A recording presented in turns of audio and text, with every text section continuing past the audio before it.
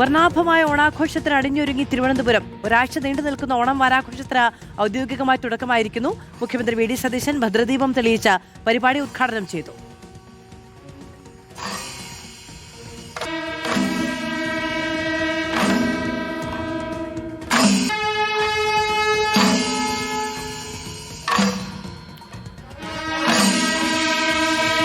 ലോകത്തിന്റെ ടൂറിസം ഡെസ്റ്റിനേഷനായി കേരളത്തെ മാറ്റുമെന്ന് വി ഡി സതീശൻ പറഞ്ഞു.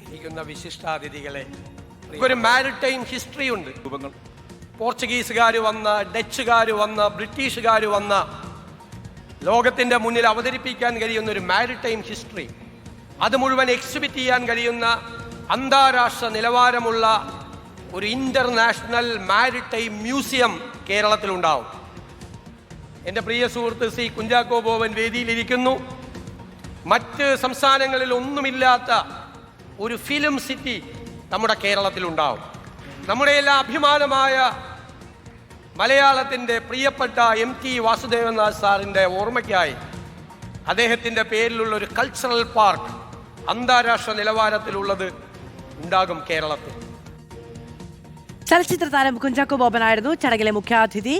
ഓണാഘോഷത്തെക്കുറിച്ച് സംസാരിക്കുന്നതിനൊപ്പം സംസ്ഥാന സർക്കാരിന്റെ ഓപ്പറേഷൻ തൂഫാൻ പദ്ധതിയെ താരം പുകഴ്ത്തുകയും ചെയ്തു. ടൂറിസം എവിടെയുണ്ടോ അവിടെ ലഹരിയുടെ ഒരു ആധിക്യം ഉണ്ടാവാനുള്ള സാധ്യത വളരെ കൂടുതലാണ്.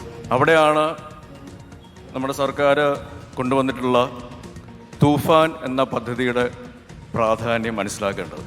ഇന്ത്യ ലോക ജനസംഖ്യയിൽ ഏറ്റവും മുന്നിട്ട് നിൽക്കുന്നതാണ്. ജനസംഖ്യയുടെ ശക്തി എന്ന് പറയുന്നത് ജനങ്ങളുടെ എണ്ണത്തിലല്ല, അതിലുള്ള ചെറുപ്പക്കാരുടെ എണ്ണത്തിലാണ്, ശക്തിയിലാണ് അത് അളക്കേണ്ടത്. അങ്ങനെയുള്ള ഒരു യുവതലമുറയെ ലഹരിയുടെ അടിമത്തത്തിലേക്ക് അവർ വീഴുമ്പോൾ അതിൽ നിന്ന് അവരെ കരകയറ്റുവാനായിട്ട് ഏതെല്ലാം രീതിയിൽ അവരെ നല്ല ജീവിതത്തിലേക്ക് കൊണ്ടുവരാൻ സാധിക്കും എന്നുള്ളതിൻ്റെ ഒരു ഉത്തമ ഉദാഹരണം കൂടിയാണ് തൂഫാൻ പദ്ധതി.